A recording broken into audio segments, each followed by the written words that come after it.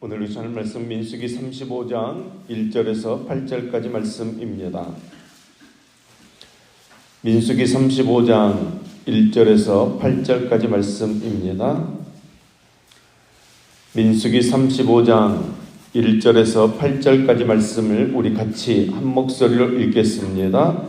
여호와께서 여리고 맞은편 요단 강가 모압 평지에서 모세에게 말씀하여 이르시되 이스라엘 자손에게 명령하여 그들이 받은 기업에서 레위인에게 거주할 성읍들을 주게 하고 너희는 또 그 성읍들을 두르고 있는 초장을 레위인들에게 주어서 성읍은 그들의 거처가 되게 하고 초장은 그들의 재산인 가축과 짐승을 둘 곳이 되게 할 것이라. 너희가 레위인들에게 줄 성읍들의 들은 성벽들에부터 밖으로 사방 1000규빗이라. 성을 중앙에 두고 성 밖 동쪽으로 2000규빗, 남쪽으로 2000규빗, 서쪽으로 2000규빗, 북쪽으로 2000규빗을 측량할지니 이는 그들의 성읍들의 들이며 너희가 레위인들에게 줄 성읍은 살인자들이 피하게 할 도피성으로 6성읍이요 그 외에 42성읍이라. 너희가 레위인들에게 모두 48성읍을 주고 그 초장도 함께 주되 너희가 이스라엘 자손의 소유에서 레위인에게 너희가 성읍을 줄 때에 많이 받은 자에게서는 많이 떼어서 주고 적게 받은 자에게서는 적게 떼어줄 것이라. 각기 받은 기업을 따라서 그 성읍들을 레위인에게 줄지니라. 아멘. 아멘. 오늘은 민수기 35장과 마지막 장인 36장 말씀으로 함께 은혜를 나누도록 하겠습니다.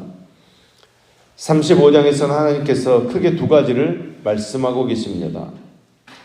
하나는 제비뽑기로 땅을 분배받은 이스라엘의 12지파는 그들의 숫자대로 받은 땅에서 일부를 떼어서 레위인들에게 주라는 것입니다. 두 번째는 레위인들이 받은 48개 성읍 중에서 6개를 도피성으로 구별하라는 것입니다. 그러니까 35장은 레위인들에게 주어질 성읍에 관한 규정입니다. 하나님께서는 따로 분깃을 얻지 못한 레위 지파에게 이스라엘 자손들이 얻은 기업들 중에서 48개 성읍과 그 사면 초장을 나누어 주십니다. 또 레위인들에게는 각 지역에서 백성들을 가르치며 각 지파가 하나님 중심으로 움직일 수 있도록 돕는 역할이 주어집니다. 이것은 레위인은 구별된 임무, 즉 하나님을 섬기는 지파이기 때문에 레위인의 생활 여건을 다른 지파들이 마련해 주어야 한다는 의미를 가지고 있습니다. 8절 말씀입니다. 너희가 이스라엘 자손의 소유에서 레위인에게 너희가 성읍을 줄 때 많이 받은 자에게서는 많이 떼어서 주고 적게 받은 자에게서는 적게 떼어줄 것이니라. 각기 받은 기업을 따라서 그 성읍들을 레위인에게 줄지니라. 아멘. 자기가 받은 것 중에 구별해서 레위인에게 주어야 한다는 것입니다. 레위인들은 이 48개 성읍에 들어가서 하나님과 백성들을 섬기며 살라고 말씀하시는 것입니다. 그리고 또한 하나님께서는 무고한 피 흘림을 방지하기 위해서 도피성을 허락하십니다. 구약 성경은 기본적으로 살인자는 반드시 죽임을 당해야 한다고 증거합니다. 피살된 사람의 가장 가까운 친족이 살인자를 죽일 수 있습니다. 그런데 우발적인 살인자, 즉 고의성 없는 오살자인 경우에는 피할 길을 보장해 주는 것이 이 도피성 제도입니다. 예를 들어 벌목을 하느라고 도끼를 사용하다가 실수로 자루에서 빠져나온 도끼날이 지나가는 사람을 맞추어서 살인한 경우입니다. 이럴 때마다 보복이 일어나게 되면 연쇄살인이 일어나게 되고 그러다 보면 생명이 경시되고 온통 무질서해지고 사회가 무법천지가 되어지는 것입니다. 이런 부작용을 방지할 수 있도록 오살자의 경우에는 신속하게 도피성으로 도망치면 살려주라고 명령합니다. 이럴 경우 정당한 재판을 받기까지 보호받을 수 있었습니다. 재판을 진행하면서 고의성이 드러나면 그때 죽이면 되는 것이고 만일 고의성이 없으면 우발적인 살인으로 판명이 되면 도피성 안에서 계속 보호받고 생명을 구원 얻게 되는 것입니다. 도피성은 이스라엘 전국에 6군데에 설치했는데 어디서나 하루 안에 충분히 도달할 수 있는 거리에 설치되게 됩니다. 요단강을 중심으로 서쪽에 3군데, 동쪽에 3군데를 설치했습니다. 도피성은 죄인의 생명을 구원하는 제도로 십자가와 통한다는 것을 알 수 있습니다.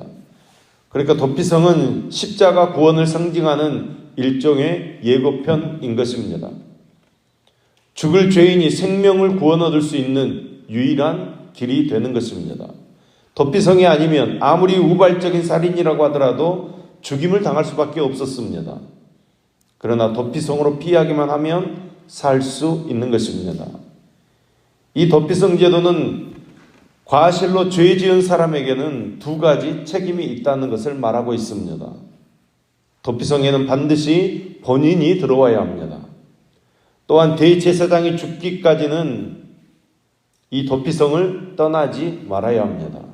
도피성 밖으로 나가면 안 되는 것입니다. 오늘날 죄인된 인간에게도 2가지 책임이 있습니다. 하나는 도피성 되시는 예수 그리스도께로 피해야 한다는 것입니다. 예수 그리스도께로 들어가야 한다는 것입니다.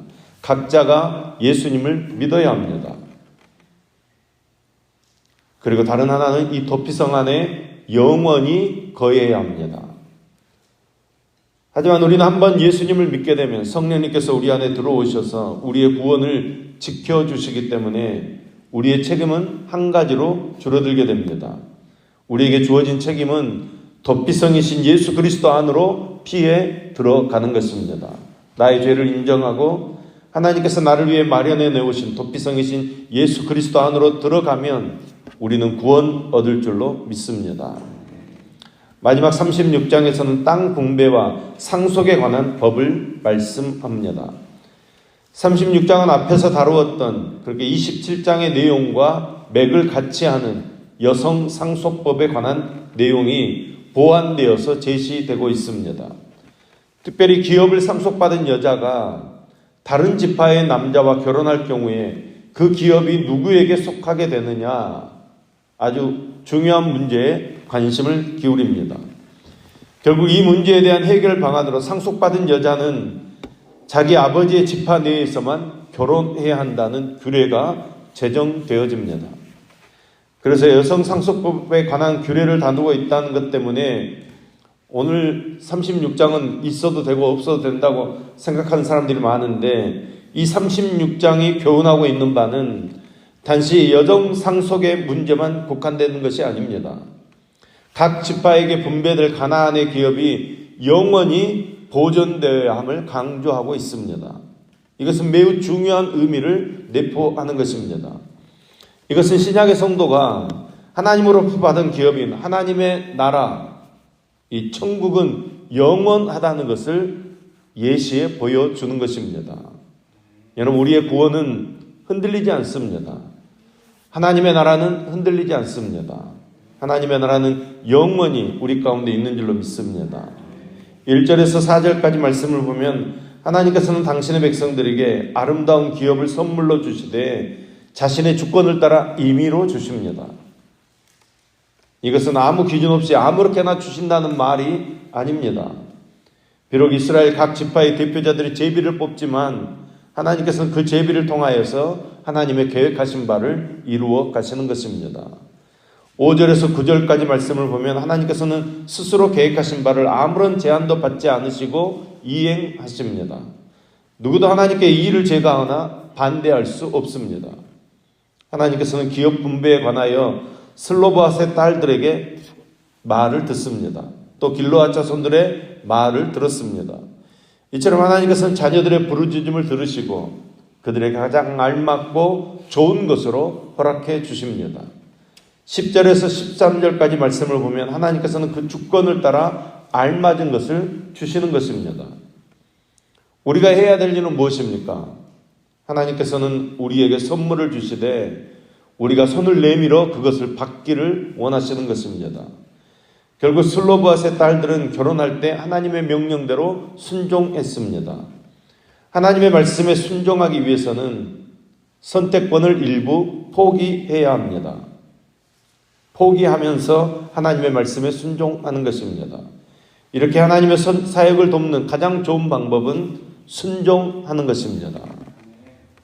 여러분, 하나님께서 우리에게 무언가를 말씀하실 때 우리의 생각에 손해가 되고 내 것을 포기해야 되는 그 순간에 우리가 포기하고 손해볼 수 있는 저와 여러분 되기를 소망합니다. 성도 여러분, 이 세상은 우리에게 진정한 행복을 줄 수 없습니다. 인간은 창조주이신 하나님의 섭리 아래 살아갈 때 행복한 삶을 살아갈 수 있습니다.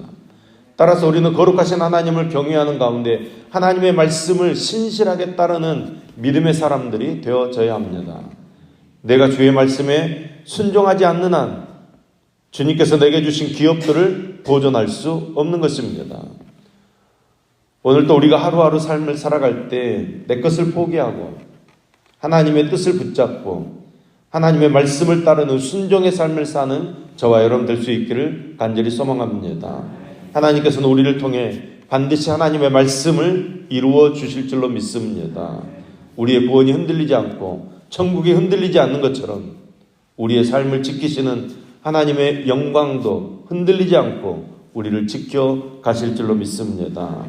우리가 하나님의 그 손길을 따라 하나님의 그 은혜 가운데서 승리의 삶을 사는 저와 여러분 될 수 있기를 예수님의 이름으로 축복합니다. 기도하겠습니다. 인생의 한계를 뛰어넘어 복과 영광으로 갚아가시는 하나님 아버지, 인생을 돌보시고 책임지시는 하나님만을 바라보며 하나님의 권능 아래 다스림을 받는 은혜의 삶을 살아가게 하여 주시옵소서. 하나님의 약속은 허황된 인간의 것과 같지 않으며 그 결과를 보증하시는 하나님의 의지로 지체하지 않고 결실됨을 믿습니다. 오늘도 복된 하나님을 우리가 붙잡게 하시고 연약하고 간절한 절망뿐인 인생들을 하나님께서 붙들어 주시옵소서. 도피성을 통해서 하나님의 모습을 다시금 일깨워 주시니 감사드립니다. 우리의 도피처가 되어주시는 그리스도의 십자가를 오늘 하루도 꼭 붙잡고 주님과 동행하며 나아가오니 은혜를 내려 주시옵소서. 오늘 하루 주님 안에서 진정한 종과 증인으로 사는 귀한 하루가 될 수 있도록 도와주시옵소서. 하나님 말씀이라는 거울을 통해 탐욕과 정욕에 아직도 찌들어 있는 저희의 실상을 직시하게 하시며 나를 섬기며 나만을 위해서 살아왔던 저희임을 이 시간 고백하오니 용서하여 주시옵소서. 그를 통해 더 이상 나라는 욕심의 우물에 갇혀 사단의 종로를 하는 어리석음에서 벗어나게 하여 주시며 오직 주님의 말씀에만 순종하는 그리스도인으로 살아가도록 붙들어 주시옵소서. 1점 언쟁을 드리는 임상훈 청년의 손길을 기뻐 받으시옵소서. 순간순간 성령으로 인도하시며 은혜로 채우심으로 승리의 삶을 살게 하여 주시옵소서. 오늘 생일 맞은 믿음 이구역 정영심 원사님을 기억하여 주옵소서. 하나님 말씀에 순종하며 살게 하시며 영육간의 강건함을 허락하여 주옵소서. 기쁨 구구역 이순덕 집사님을 기억하여 주옵소서. 성령 충만하며 하나님의 말씀을 사모하게 하시며 가정이 화목하고 믿음을 따라 살아가게 하여 주시옵소서. 은혜 19구역 광아래 집사님을 기억하여 주옵소서. 자녀들 영육간에 강건하게 자라게 하시며 학교생활 잘하고 꿈을 이루어가도록 함께하여 주시며 믿음의 가정 되게 하시고 하나님의 축복으로 가정을 인도하여 주시옵소서. 하나님 오늘 또 우리의 삶의 발걸음을 지켜주시어서 하나님의 나라를 이루어가는 능력의 삶을 살도록 함께하여 주시옵소서. 예수님의 이름으로 기도합니다. 아멘.